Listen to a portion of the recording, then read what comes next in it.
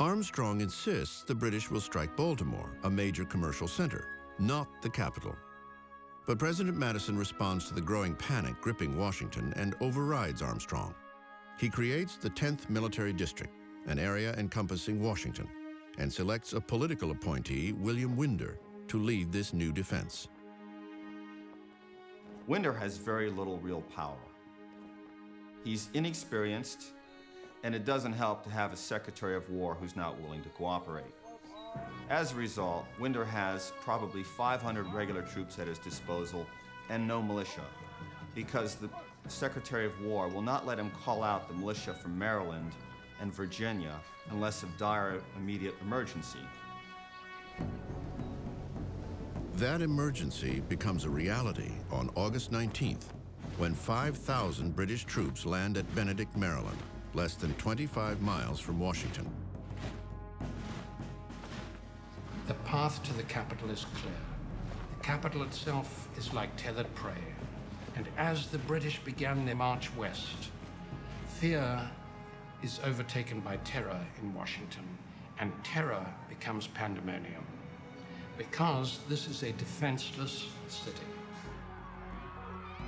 In the chaos consuming the capital, President Madison issues 2 orders: concentrate troops as quickly as possible and remove all government papers from the city for safekeeping. That task falls to clerk Steve Pleasanton.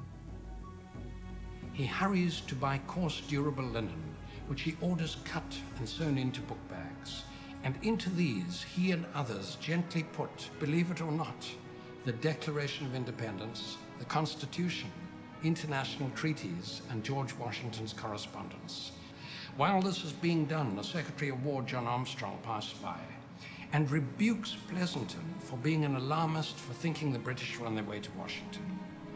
Pleasanton, unintimidated, says that it's more prudent to try and protect the documents of the revolutionary government. Armstrong seems to be the only person not fleeing or trying to defend Washington. At the seat of power, cabinet members leave the capital and head into the city. Secretary of State James Monroe volunteers as a scout. Even President Madison rides into the countryside to rally the troops. General Winder rushes everywhere, desperately trying to determine where the British will strike.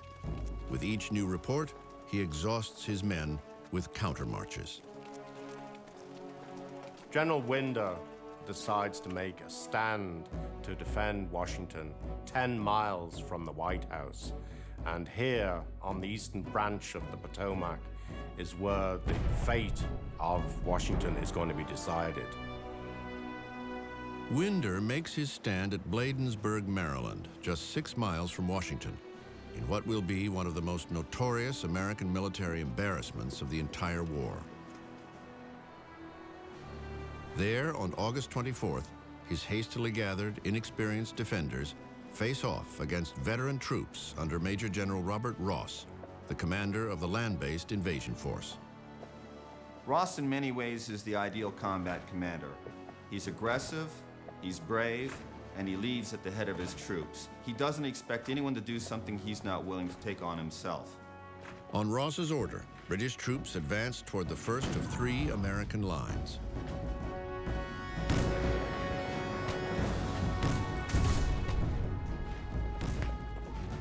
They quickly outflanked the defenders and forced them to retreat. As the British move toward the second line, American artillery blasts the oncoming light brigade. Despite this deadly onslaught, the second line begins to break.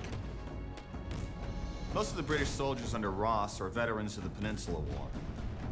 They've been up against some of the best troops in the world, the French. And they're just amazed, however, at how slight the resistance is from the Americans. They expected more from Yankee Doodle.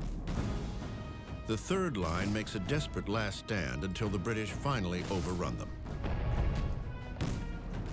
General Winder orders a retreat that turns into a panic-stricken race back to Washington.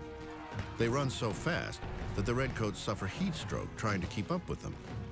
Charles Ball, a free black and one of the defenders on that third line, recalls the last moments of what will go down in history as the Bladensburg races. If the militia regiments could have been brought to charge the British, we should have killed or taken the whole of them in a short time. But the militia ran like sheep chased by dogs.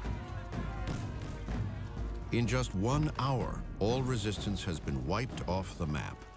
Now, nothing stands in the way of the British as they advance toward Washington, less than 1 day's march away. Madison realizes that the onslaught is inevitable and seeks to remove himself from harm's way. Maybe it's something like George Bush on 9/11. He's trying to find a place where he can get a hold of the situation, find out what's happening, make sure that there's not going to be more trouble in Washington, and if there is, he wants to be somewhere else. In the aftermath of the battle, the once flourishing capital is becoming a ghost town as government officials flee the city.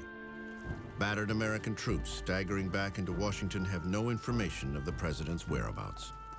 Within hours, the British invasion force will enter Washington. As the capital descends into chaos and with the president and members of his cabinet unaccounted for, one woman will spearhead the last defense of the seat of power before the Redcoats put it to the torch.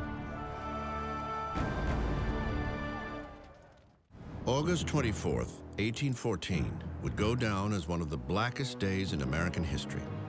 It began with a humiliating defeat at Bladensburg, Maryland, and ended with the destruction of the nation's capital. The events of this one day would test the mettle of a young nation and provide some of the most memorable moments in America's so-called forgotten war.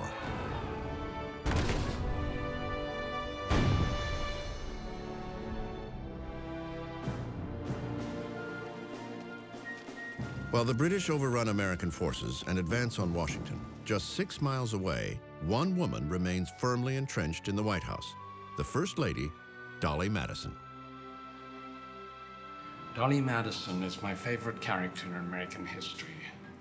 And the reason is this woman is not only courageous and heroic, risking her life to save things for posterity.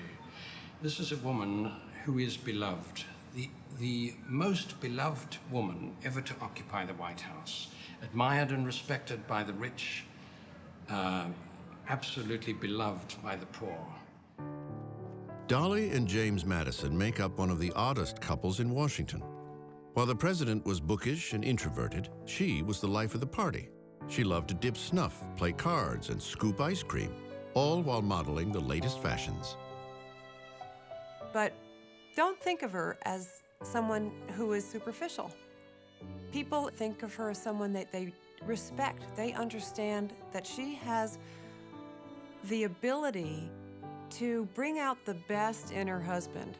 She makes the president more approachable. She helps bring factions together within the Republican Party. She's a very astute and very charming First Lady. But within hours, the British would be at the doorstep of the house she had transformed into the center of Washington society. She receives word from her husband, who's out rallying troops. Evacuate the White House.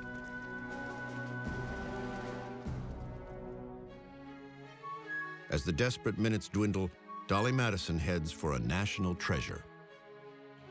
This is a woman who, at the risk of her life, while the British are advancing on Washington and the male guards have fled from around the White House, this lady decides to save George Washington's portrait, painted by Gilbert Stuart, for the single reason that it has to be protected and saved for future generations. Which one of us, male or female today, would risk our lives for a painting? And she did that. I insist on waiting till the large picture of General Washington is taken, so I have ordered the frame to be broken and the painting taken out. It is done. The First Lady is among the last to evacuate the city.